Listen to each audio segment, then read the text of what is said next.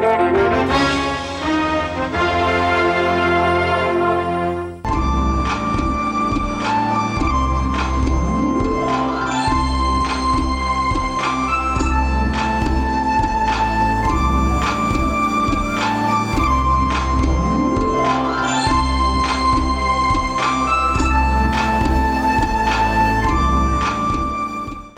आप देख रहे हैं खास मुलाकात। मैं हूं पारू दुर्गा पाल। दोस्तों, जाहिर है अगर मुलाकात खास होगी तो हमारे साथ आज जो मेहमान होने वाले हैं वो भी खास ही होंगे और साथ ही खास होंगे उनके मकसद। हम आपका उनसे परिचय कराएंगे, उनसे रूबरू होंगे, लेकिन उससे पहले एक नजर डाल लेते हैं एक छोटे से एवी क्लिप पर। The second category of awards, ladies and gentlemen, is community-based mitigation and adaptation to climate change in land use change and forestry and water resource utilization. Well, the first award goes to 127 Infantry Battalion Territorial Army Eco Garhwal Rifles Garhwal Eco Warriors. This award is received by them for the unit's eco restoration, the afforestation activities in the Manna Valley, their project Badri Van in Uttarakhand. And now I'd like to call upon Colonel Hari Singh Rana to receive this award. With a name like that, he had no option. He had to go green. Colonel Hari Singh, with 2 jawans from his battalion, bringing the spirit of the battalion here on the stage, and hopefully we'll take that spirit home with us.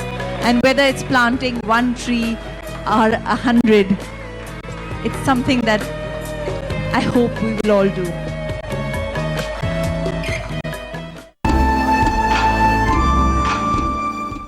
दोस्तों, आपने हमारा ये EV clip देखा। इस EV clip को देखने के बाद आपने ये अंदाजा लगाया होगा कि शायद आज हम जिनसे बात करने जा रहे हैं वो या तो कोई एनवायरमेंटलिस्ट हैं या फिर कोई पर्यावरणविद हैं। लेकिन मैं आपको बता दूं कि आपके ये दोनों ही अंदाजे सरासर गलत हैं, क्योंकि आज हम जिनसे बात करने जा रहे हैं वो अपने आप में एक शख्सियत हैं। अपने आप में एक ऐसी शख्सियत है जिन्होंने अपने क्षेत्र में बहुत काम किया है और बहुत नाम भी कमाया है। जी हाँ, हम बात करने जा रहे हैं इको टास्क फोर्स के commanding officer colonel Hariraj Singh Rana ji से। कर्नल राणा, स्वागत है आपका हमारे शो में। और सबसे पहले आपको बहुत बहुत बधाई देना चाहेंगे कि आपने जो काम किया उसको इतना सराहा गया। कैसा लगता है और क्यों, मतलब मैं ये जानना चाहूंगी यहाँ पर आकर के कि क्यों आपको ये अवार्ड मिला, क्या क्या आपकी उपलब्धियां रही? उपलब्धियां तो हमारे जो जवान अथक परिश्रम के साथ में और बहुत लगन के साथ, जी जान के साथ पूरे जो उत्तराखंड के टास्क फोर्स के जो हमारे इलाके हैं वहाँ पे जो काम करते हैं जी, सुबह अंधेरे चले जाते हैं और शाम को अंधेरा होने के बाद में आते हैं। ऐसे आम जनता को दिखाई नहीं देते, क्योंकि सड़क के किनारे या गांव के किनारे नहीं होते। ये बहुत कठिन इलाकों में काम करते हैं और इनकी जो कठिन मेहनत और परिश्रम का जो नतीजा है जी, उसको सराहा गया है और उसका जो पर्यावरण के ऊपर जो फर्क पड़ा है वो दुनिया में एक अपनी अजीब मिसाल बन के सामने आया है। कर्नल राणा, जब हम बात करते हैं भारतीय सेना की तो हमारे जहन में हमेशा गोला बारूद और सरहद पर बैठे सैनिक हमको दिखते हैं। ऐसे में आप लोगों ने अपनी एक विशिष्ट पहचान बनाई है, एक अनूठी आप लोगों ने मिसाल भी कायम की है। तो क्या आप लोगों ने इसके लिए कोई विशेष ट्रेनिंग या फिर कोई भी फॉर्मल ट्रेनिंग इसके लिए हुई है? क्योंकि ये जो पूरा फील्ड है अपने आप में एक बहुत ही टेक्निकल फील्ड है। जब हम बात करते हैं सॉइल कंजर्वेशन की, जब हम बात करते हैं एफॉरेस्टेशन की, तो ऐसे में कोई विशेष आपने ट्रेनिंग ली है?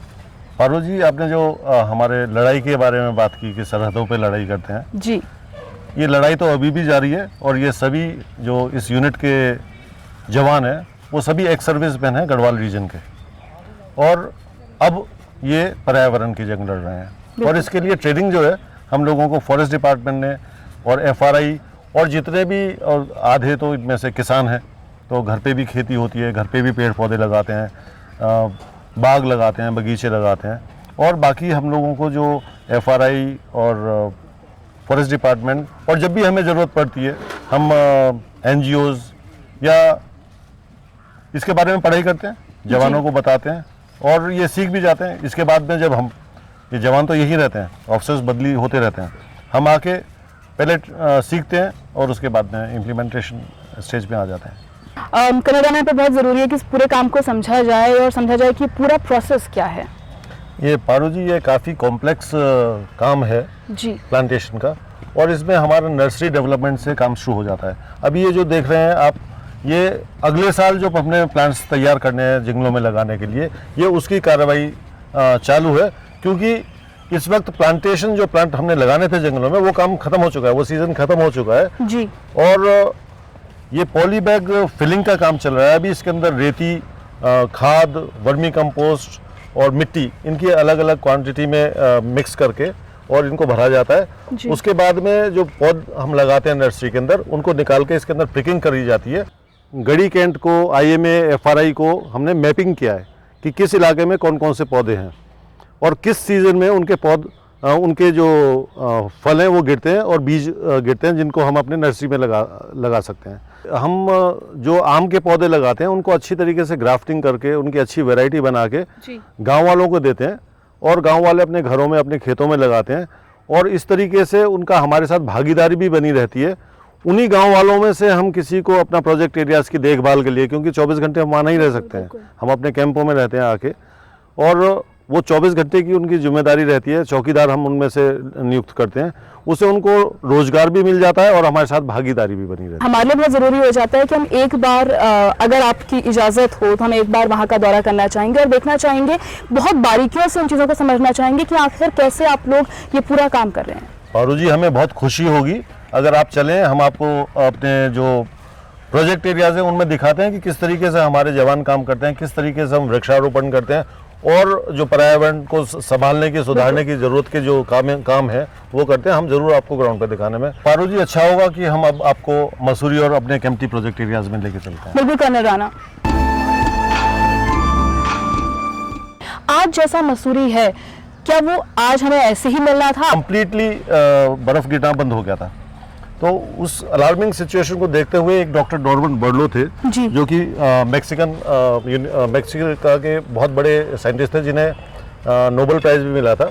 उन्होंने तब की जो प्रधानमंत्री थी श्रीमती इंदिरा गांधी जी, उनको सजेस्ट किया कि अगर आपने मसूरी को बचाना है और मसूरी के साथ साथ देहरादून को बचाना है, तो आपको युद्ध स्तर पे कुछ कार्रवाई करनी पड़ेगी। बिल्कुल। और ये माइनिंग को रोकना पड़ेगा और यहाँ पे पेड़ पौधे और जंगल दोबारा वापस लाने पड़ेंगे।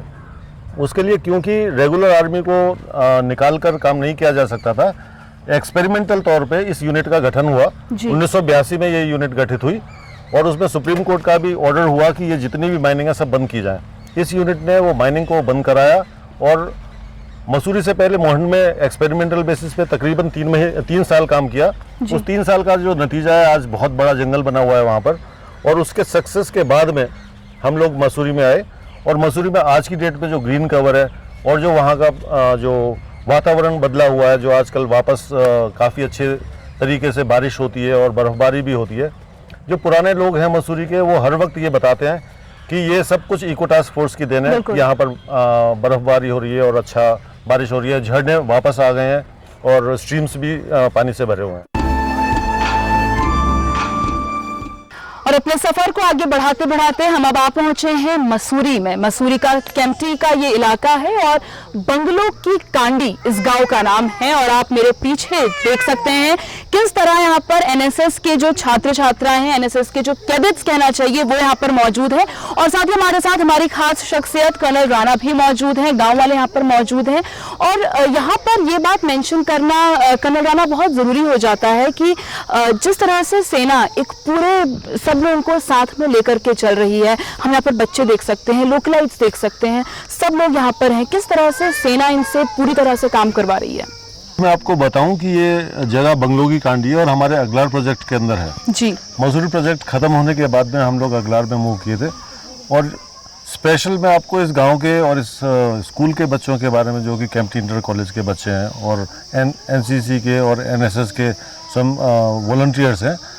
हमारे कोई भी प्रोजेक्ट के अंदर जब भी कोई हम अवेयरनेस एक्टिविटीज़ के लिए या कोई गांव के भले के लिए कार्रवाई करते हैं, तो ये हमारे साथ में हर वक्त मिलके काम करते हैं, कंधे से कंधे। कुछ दिन पहले ही यहाँ पर करीब 200 IAS एकेडमी के प्रोफेशनल्स आए थे और ये स्कूल के बच्चे भी आए थे, गांव वाले भी आए थे। और हमने ये इन पहाड़ों के अंदर प्लांटेशन किया था। फल वाले भी वृक्ष लगाए थे ताकि गांव वालों को फल मिल सकते हैं। और ये बच्चे, ये कुछ अभी तो कुछ ही है यहाँ पर, लेकिन पूरे स्कूल के हर एक बच्चा अपने घरों के अंदर ये जाके पौधे लगाते हैं और उनकी परवरिश करते हैं। इस वक्त मैं हूँ बंगलों की कांडी में और मेरे साथ हैं लोकलाइट्स, वो ग्रामवासी जिनका लगातार एक योगदान रहा है इको टास्क फोर्स के साथ। और कहीं ना कहीं ये मुझे कहना चाहिए कि अगर ये लोग नहीं होते तो इको टास्क फोर्स भी अपना जो उनका उद्देश्य है उसको कहीं ना कहीं वो पूरा नहीं कर पाते।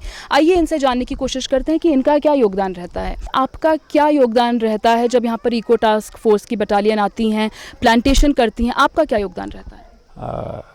मैं कह सकता हूँ ये सारे गांव का योगदान, मतलब मेरा अकेले का योगदान नहीं, सारे गांव वालों का योगदान है कि जो सेना के जवान इतनी मेहनत से धूप में, बारिश में, वो ताकत के साथ इन सूखे क्षेत्रों को हरा भरा करने का काम कर रहे हैं।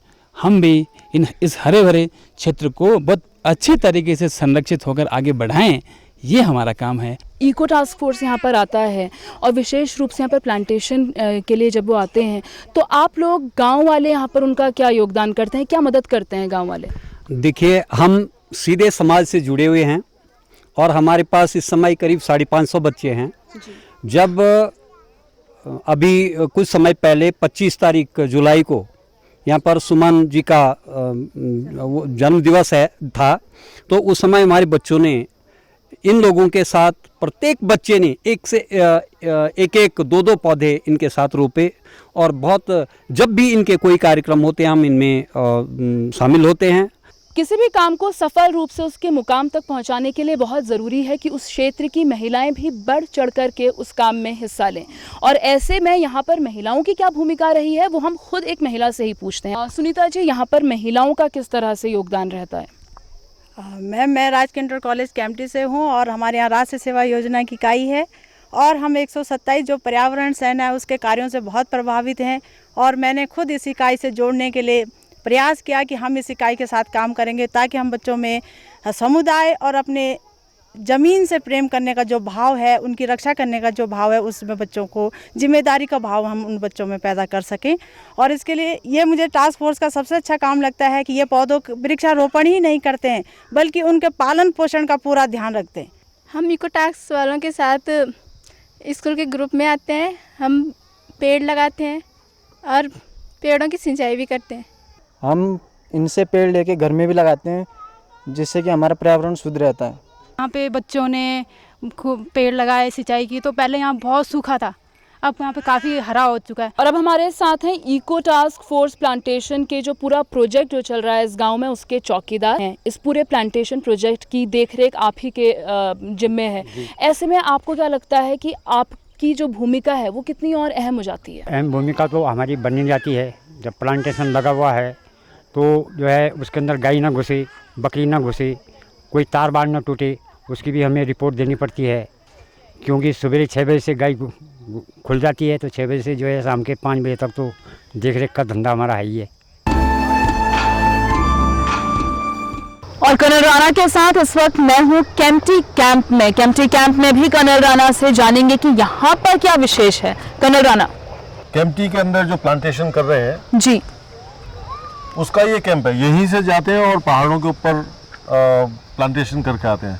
और जब प्लांटेशन ख़त्म हो जाता है उसके बाद में हमारी सेंसस और टेंडिंग की प्रक्रिया होती है। जो पौधे होते हैं उनको अच्छा सर्वाइवल हो जी, तो उनकी देखभाल की जाती है, उनको पानी लगाया जाता है अगर बरसात नहीं हो रही है। कर्नल राणा, आपने यहाँ पर एक बड़ा टेक्निकल टर्म यूज़ किया, सेंसस, जो हम आमतौर पर जब प्लांटेशन की बातें करते हैं तो हम इस तरह के टर्म सुनते नहीं हैं। तो ऐसे में आपसे यहाँ पर ये पूछना बहुत लाजमी हो जाता है कि सेंसस अपने आप में है क्या? सेंसस की प्रक्रिया पारू हमको ये देखने के लिए कि हमारा जो प्लांटेशन है उसमें सर्वाइवेबिलिटी कितनी है जी, उसके लिए सेंसस करना बहुत ज़रूरी हो जाता है। और सेंसस की प्रक्रिया जब हम टेंडिंग कर रहे होते हैं, ये पहले तो मैं आपको बता दूं कि जो हमारा प्लांटेशन एरिया है उसको हम ब्लॉक्स में बांट लेते हैं जी, और उसके बाद में हर ब्लॉक का एक अलग जिम्मेदार हवलदार या सूबेदार जेसीओज वगैरह होते हैं। जब प्लांटेशन ख़त्म होने के बाद में टेंडिंग की प्रक्रिया जो हम मल्चिंग भी बोलते हैं कि उसको चारों तरफ का घास पतवार वो सब हटा के, और उसको पौधे की नलाई आप समझ सकते हैं, हिंदी में नलाई बोलते हैं, नराई। जी, जी। उसके बाद में वो जो पत्ते वगैरह हैं उसको डाल देते हैं पानी। उससे क्या है, मॉइस्चर जो है कंटेंट वो पौधे के अंदर रहता है, और मॉइस्चर रहने से क्या है, पौधे की जो बढ़त है वो अच्छी होती है और सर्वाइवलिटी बढ़ती है। जब ये मल्चिंग की और टेंडिंग की प्रक्रिया चल रही होती है, उस टाइम ये भी देख लेते हैं, क्यों गड्ढों के अंदर गड्ढे खोद के लगाए जाते हैं। जी। पहले पौधे लगाने से पहले गड्ढा खोदने की प्रक्रिया होती है। तो कितना हमने अगर 3 लाख पौधे लगाने हैं तो 3 लाख गड्ढे ब्लॉक वाइज होते हैं। उसके बाद में 3 लाख पौधे सप्लाई किए जाते हैं बटालियन हेडक्वार्टर से, जैसे ये कैंप है यहाँ से। उनका पूरा लिखत पढ़त होती है, जिम्मेदार जो ऑफिसर जेसीओ होते हैं वो उनको लेके जाते हैं प्लांटेशन साइट तक। प्लांटेशन साइट पे ले जाने के बाद में उनको ब्लॉक वाइज, और ब्लॉक के अंदर भी सब ब्लॉक्स डिवाइडेड होते हैं, उसके अंदर वो उनको लगाने के बाद में रिपोर्ट शाम को लगती है कि आज हमने 2000 पौधे लगा दिए, आज हमने 3000 पौधे लगा दिए। काउंट करने के बाद में जब हमारा जो प्लान्ड प्रोजेक्ट होता है उसके हिसाब से जब ख़त्म हो जाता है प्लांटेशन, फिर वो टेंडिंग और मल्चिंग की प्रक्रिया शुरू होती है। और टेंडिंग मल्चिंग की प्रक्रिया के दौरान ही हम ये भी देख लेते हैं कि कई बार क्या होता है कि कोई कमज़ोर पौधा मिल जाता है हमें। बिल्कुल बिल्कुल। कमज़ोर पौधा मिल गया है और वो अगर सर्वाइव नहीं कर पा रहा है जी। तो शाम तक हम आके बता देते हैं कि इस ब्लॉक के अंदर, इस एरिया के अंदर इतने पौधे हमारे मर गए हैं। जी जी जी। और नेक्स्ट डे वाइल जब हम ये काम कर रहे हैं टेंडिंग और मल्चिंग की, उनको दोबारा लगा दिया जाता है मरे हुए पौधों का, और उसको हम बीटिंग अप प्रोसीजर भी बोलते हैं। जितने यहाँ पर ये पूरी यूनिवर्सिटी में प्लांट्स दिख रहे हैं, क्या इनका कोई आप एस्टिमेट लेकर के चलते हैं स्टार्टिंग से कि इस बार इतना प्लांटेशन करना है, या आने वाले साल में, या फिर सीजनल आप इसको वैरायटी में करते हैं कि इस सीजन में हम इतने प्लांट्स लेकर के चलेंगे, अगले सीजन में हम इतने प्लांट्स, कोई एक टारगेट जिसको आपको मैच करना ये हो? हमारा तो एक ही सीजन है, प्लांटेशन सीजन। जब बरसातें होती हैं तभी हम पौधे लगाते हैं, और कोई टारगेट लेकर के, कोई टारगेट लेके चलते हैं।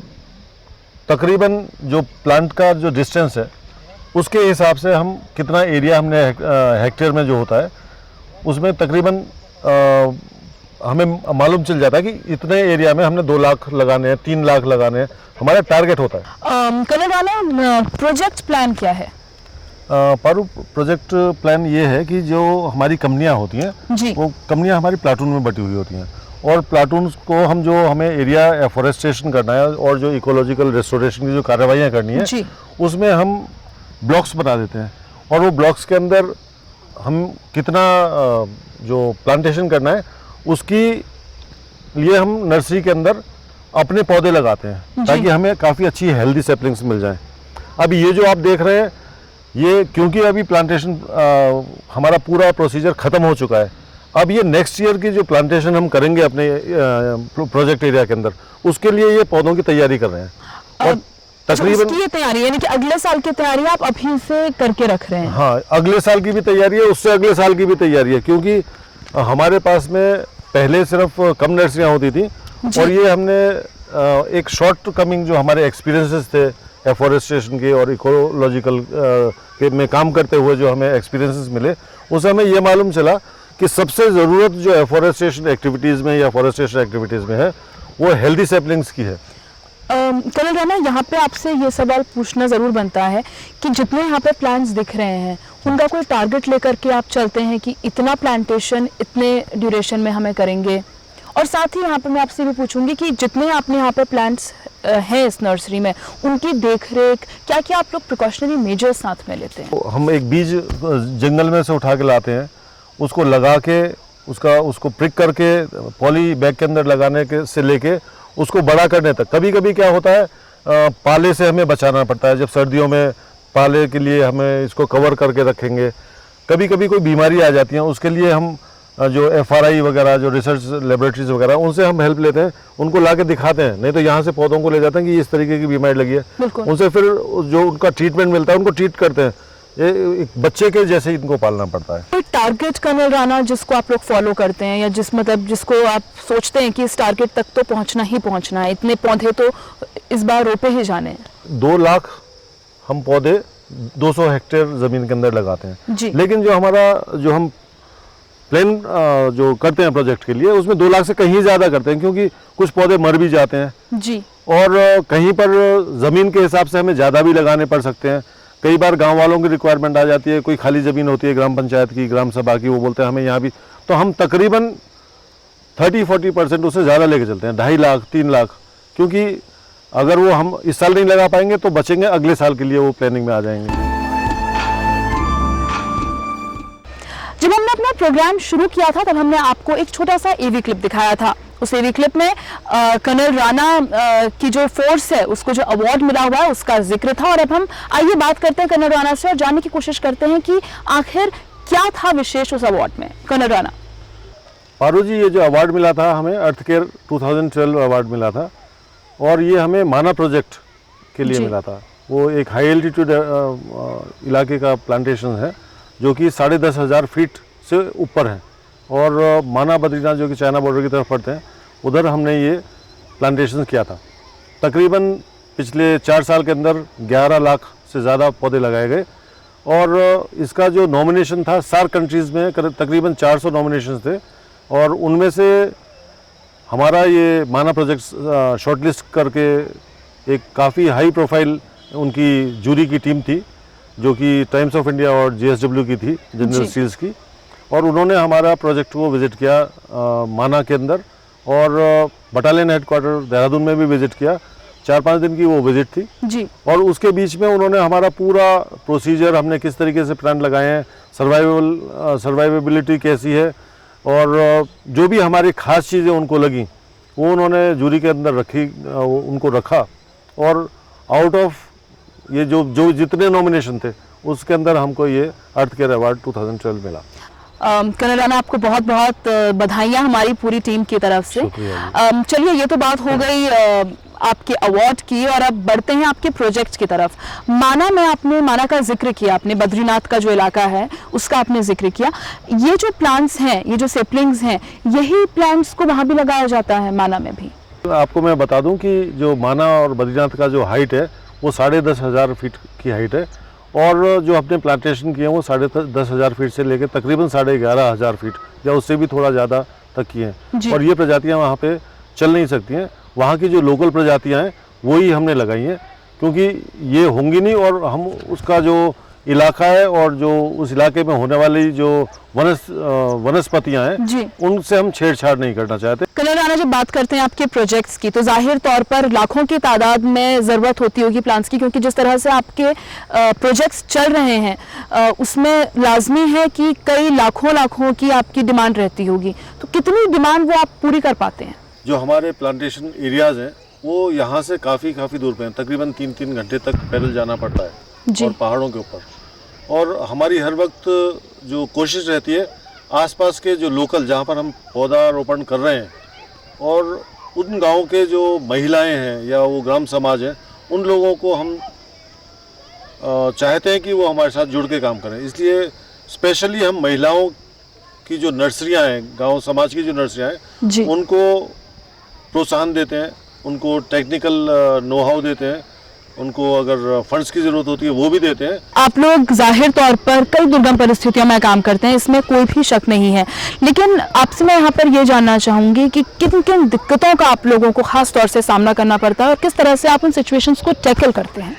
हमें जो टास्क दिया जाता है और जो हम प्रोजेक्ट अपने लिए चुनते हैं वो एक चैलेंज के तौर पर चुनते हैं जी। और रोड से दूर होते हैं, हर एक चीज़ अपने कंधों पे ले जाना पड़ता है। और आप ये माने कि हमें देहरादून से जब इधर आना होता है तो मसूरी को क्रॉस करके आना होता है, और पूरा प्लांटेशन सीजन टूरिस्ट सीजन भी होता है जी जी। हमें पौधे लाने में 12-12, 14-14 घंटे लग जाते हैं सुबह, जबकि डिस्टेंस सिर्फ 2 घंटे का है, लेकिन कई बार 14 घंटे, कई बार हमको रात में जाना पड़ता है। और उसके बावजूद भी कई बार भूस्खलन और बरसात से जो सड़क कट जाती है उनका काफ़ी हमें सामना करना पड़ता है। अपने आने वाले प्रोजेक्ट्स के बारे में बताइए। अभी ये जो प्रोजेक्ट जहाँ पे आप खड़े हैं, अगलार या जिसे केम्प्टी बोलते हैं, ये ministry of environment and forest का फंडेड कंपनीज हैं। ये जो 1982 में खड़ी कर गई थी पलटन जी, वो कंपनियाँ हैं ministry of environment and forest की फंडेड। और ये प्रोजेक्ट हमारा 2014 तक है। 2014 के बाद में अगले 10 साल के लिए अभी से हमने नगियाना जो इलाका है यमुना ब्रिज से, यहाँ से और आगे करीब 30-40 किलोमीटर आगे, और काफ़ी दुर्गम एरिया है। उस इलाके में 10,000 हेक्टेयर की जो ग्राम समाज की और फॉरेस्ट की ज़मीन हमने चिन्हित करी है, ढूंढी है, जहाँ पे वृक्षारोपण और बाकी पर्यावरण संबंधित कार्य हो सकते हैं। उसका प्रोसीजर चल रहा है अभी। क्या अवेयरनेस कोई प्रोग्राम्स आप लोग करते हैं? किस तरह से गाँव वालों को जागरूक करने की कोशिश की जा रही है?